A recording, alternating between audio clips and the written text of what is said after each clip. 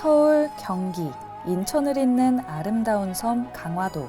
강화도는 오랜 역사를 통해 내려오는 별명이 하나 있습니다. 바로 한반도의 방패.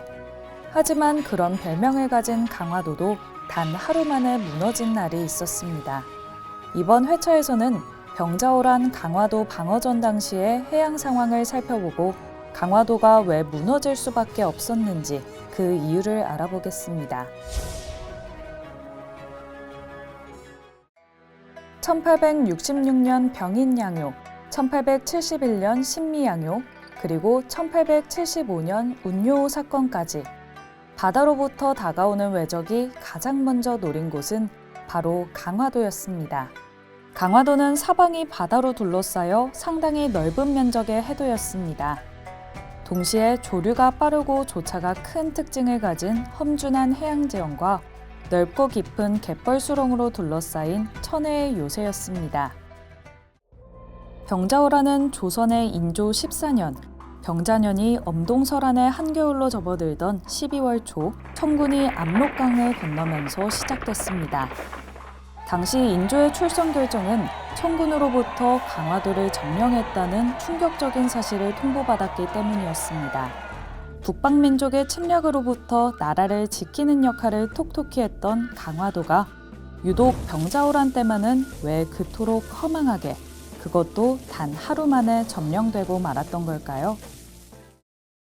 역사 기록에 따르면 청군의 강화도 침략에 대한 조선 수군의 대처는 같은 날 같은 상황을 목격했음에도 그 진술에 차이가 있습니다. 강화도 방어전 당시 조선 수군이 청군의 도해를 저지하지 못한 이유를 둘러싼 지금까지의 통설은요, 남한갑의 병자록을 인용해서 당시 충청 수사였던 강진은이 청군이 바다를 건너던 갑곶 수역에서 고군분투하고 있었지만 강화도를 지키던 조선 수군의 주력 함대를 이끌고 남쪽에서 북상하던 강화유수 장신이 청군의 기세에 겁을 먹은 나머지 함대를 전진시키지 못하고 조류가 썰물로 바뀌자 남하했다는 것이었습니다. 하지만 병자록을 쓴 남한갑은 강화도 방어전 당시 남한단성에 있었습니다. 근데 이런 경우에는 우리가 당시 현장에 실제로 있었던 사람의 목격담을 보는 게 중요하거든요. 어느 이야기가 사실에서 가까운지 비교 검토하는 작업이 반드시 요구됩니다. 강화도에서 전쟁 상황을 직접 목격한 부검찰사 이민구와 예조판서 조익의 기록을 중심으로 상황을 살펴보겠습니다.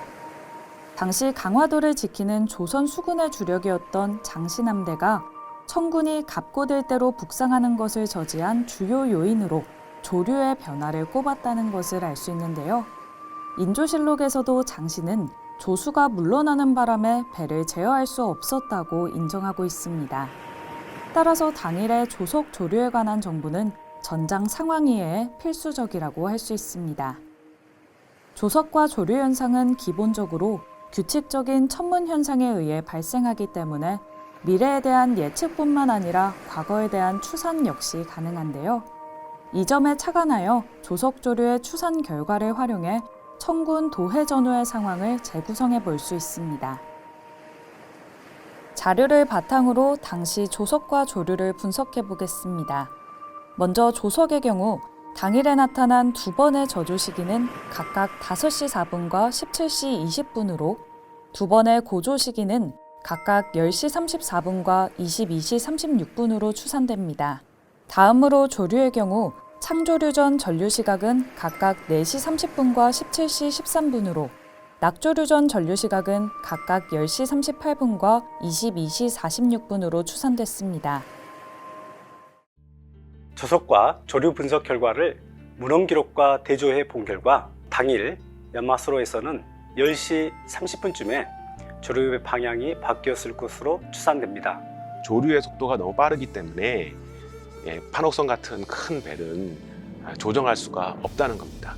청군 쪽의 기록을 보게 되면 당시 청군이 염화수로를 나룻배 크기의 아주 작은 배들을 갖다가 몰아가지고 건너갔는데요. 상하대가 바닥에 닿을 만큼 수심이 얕았다는 얘기죠. 조선 수군의 판옥선은 썰물로 수심이 많이 얕아진 상황에서 갑곶 수역으로 접근할 수가 아예 없었다라고 해야 할 것입니다. 지금까지 외적의 침략을 저지하는 주요 장소였던 강화도가 병자호란의 방어전에서는 어째서 하루 만에 함락됐는지 역사 기록과 과학적 자료를 분석해 추정해 봤는데요.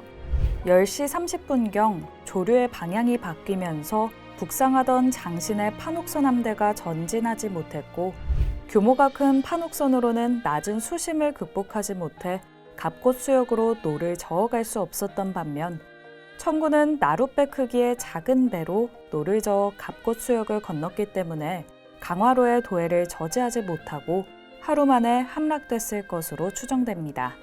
이로써 조석과 조류 등의 해양 정보가 역사적 사실을 이해하는 데 있어 매우 중요함을 알 수 있었습니다. 국립해양조사원에서는 조석과 조류뿐만 아니라 바다 갈라짐 정보, 생활 해양 예보 지수 등 다양한 해양 정보를 제공하고 있는데요. 이러한 해양 정보는 낚시나 항해 등 실생활에서뿐만 아니라 우리나라 역사를 이해하는 데도 유용하게 사용할 수 있다는 사실 꼭 기억해 두시기 바랍니다.